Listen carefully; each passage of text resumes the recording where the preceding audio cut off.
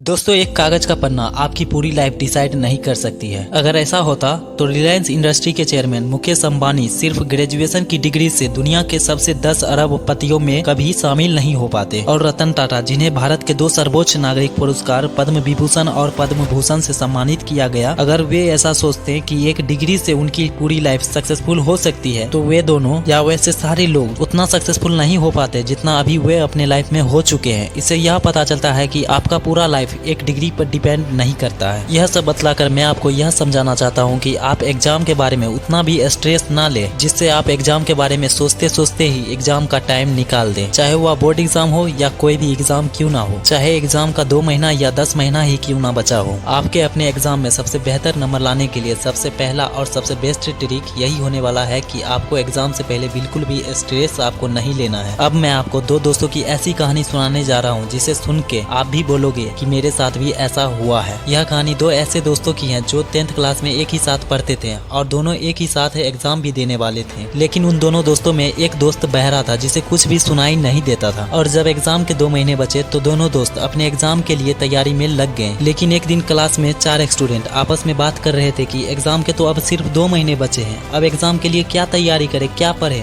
कैसे हम एग्जाम में पास करेंगे, अब तो टाइम खत्म है। और उन दोनों दोस्तों में जिसे सुनाई देता था वो इन चारों की बातें सुन रहा था। और जब वो घर जाता है और पढ़ने के लिए बैठता है तो उसे भी ध्यान आता है उन चारों की बात, और वो भी सोचता है कि अब तो सिर्फ 2 महीने बचा है, कैसे तैयारी करेंगे अपने एग्जाम के लिए। लेकिन उसका जो बहरा दोस्त था वो अपने एग्जाम के लिए जी जान लगा के मेहनत कर रहा था। और जब रिजल्ट आया तो उन दोनों दोस्तों में से जो बहरा था वो अपने एग्जाम में फर्स्ट डिवीजन से पास हो चुका था। वहीं दूसरी तरफ जिसे सुनाई देता था वो फेल हो चुका था। और ऐसा क्यों हुआ मैं आपको बताता हूँ। क्योंकि उसने उस दिन उन चारों की बातें सुन लिया था और अपने एग्जाम का जो 2 महीना बचा था वो भी उसने सोचते सोचते निकाल दिया। अपने एग्जाम के लिए कुछ भी मेहनत नहीं किया, इसलिए वे अपने एग्जाम में फेल हो चुका था। और मैं आपको इस कहानी के माध्यम से आपको यह समझाना चाहता हूँ कि आप दूसरों के बातें सुनकर अपनी लाइफ को बर्बाद मत करिए। क्योंकि जब आप मेहनत करोगे कुछ ना कुछ फल जरूर मिलेगा। क्योंकि भाग्य कभी कर्म से बढ़कर नहीं होता है, क्योंकि आप अपने भाग्य अपने कर्मों से खुद लिख सकते हो। और ये आपका एग्जाम के लिए दूसरा और सबसे बेस्ट टिप था आपके पूरी लाइफ के जर्नी के लिए। अब आप बोलोगे कि ये सब तो ठीक है, लेकिन पढ़ने में मन नहीं लगता है, पढ़ने में मन कैसे लगाएं? तो दोस्तों, पढ़ने में मन कैसे लगेगा जब आपके पास मोबाइल है, आपके